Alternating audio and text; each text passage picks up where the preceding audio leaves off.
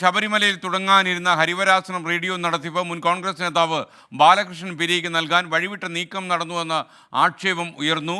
എന്നാൽ ഈ കാര്യത്തിൽ ചില കാര്യങ്ങൾ പറയാനുണ്ടെന്ന് 24 ബന്ധപ്പെട്ട് ബാലകൃഷ്ണൻ പെരിയ പറയുന്നു. ബാലകൃഷ്ണൻ പെരിയ ഇപ്പോൾ ടെലിഫോണിൽ ചേരുന്നു. Balakrishnan Periya, good evening. എന്താണ് താങ്കൾക്ക് ജനങ്ങളോട് പറയാനുള്ളത് ഇക്കാര്യത്തിൽ? അല്ല, യഥാർത്ഥത്തിൽ ഈ റേഡിയോയുമായിട്ട് ബന്ധപ്പെട്ട വിഷയമായതുകൊണ്ട് ഒരു മുൻ കോൺഗ്രസ് നേതാവ് എന്ന് പറയുന്നതിനേക്കാളും കഴിഞ്ഞ ഒരു 30 വർഷമായി പ്രക്ഷേപണ രംഗത്ത് പ്രവർത്തിക്കുന്ന ഒരാൾ കൂടിയാണ്. റേഡിയോ പ്രക്ഷേപകൻ എന്ന് പറയുന്നതാണ് നല്ലത്. അങ്ങനെ പറഞ്ഞിരിക്കുന്നു. അങ്ങനെ പറയാനാണ് എനിക്ക് ഇപ്പൊ അഭിമാനം കൂടുതൽ. ഓക്കെ, ആയിക്കോട്ടെ ആയിക്കോട്ടെ. രണ്ടാമത്തെ കാര്യം, ഈ ഹരിവരാസനം റേഡിയോയുമായി ബന്ധപ്പെട്ട് ഏകദേശം 7ഓളം ആളുകൾ അവിടെ ബിഡിൽ പങ്കെടുത്തിരുന്നു.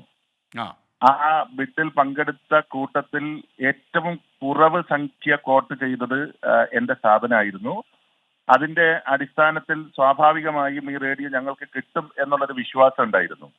പക്ഷെ അപ്പോഴാണ് ഞങ്ങളോടൊരു സംശയം പ്രകടിപ്പിച്ചത്, ഈ ഓരോ മാസവും 5 ലക്ഷം രൂപ വെച്ച് ചെലവഴിക്കുക എന്നുള്ളത് വലിയ ബാധ്യതയാണെന്ന്. അപ്പൊ ഞങ്ങൾ പറഞ്ഞത്, ഇതിന്റെ പ്രാഥമികമായി ഈ റേഡിയോ ഉണ്ടാക്കാനുള്ള പൈസ തന്നാൽ ഈ ഓരോ മാസത്തെയും ചെലവ് ദേവസ്വം ബോർഡ് വഹിക്കേണ്ട, അതിന് പകരം ഞങ്ങൾ സ്പോൺസർഷിപ്പ് വഴി ഈ റേഡിയോ നടത്തിക്കൊണ്ടു പോകാം എന്നൊരു ഓഫർ കൂടി ഞങ്ങൾ നൽകിയിരുന്നു.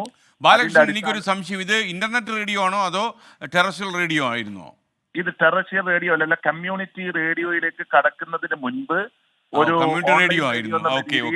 iOS ആൻഡ്രോയിഡ് ആപ്പ് വഴി, അതുപോലെ തന്നെ വെബ്സൈറ്റ് വഴിയും വേൾഡ് വൈഡ് ആയിട്ട് കിട്ടാൻ പറ്റുന്ന രീതിയിലുള്ള റേഡിയോ പ്രക്ഷേപണത്തെ കുറിച്ചാണ് ആലോചിച്ചത്.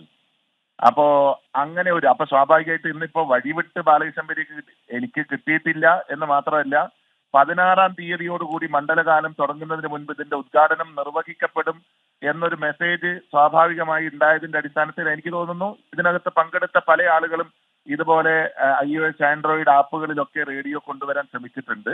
അപ്പൊ അതിന്റെ അടിസ്ഥാനത്തിൽ ഞാനും 1000 രൂപ പോലും ഈ ദിവസം വരെ ശബരിമല ദേവസ്വം ബോർഡുമായി ബന്ധപ്പെട്ട് ഞാൻ കൈപ്പറ്റിയിട്ടില്ല. എനിക്കിങ്ങനെ ഒരു റേഡിയോ തന്നതായിട്ടുള്ള ഒരു അറിയിപ്പ് വന്നിട്ടില്ല. പക്ഷെ കോട്ട് ചെയ്ത കൂട്ടത്തിൽ ഏറ്റവും കുറവ് സംഖ്യ കോട്ട് ചെയ്തത് ഞാനാണ് എന്നുള്ളത് കൊണ്ട് സ്വാഭാവികമായി. പിന്നെ എങ്ങനെയാണ് ബാലകൃഷ്ണൻ ഇങ്ങനെ ഒരു ആരോപണം ഉയർന്നത്?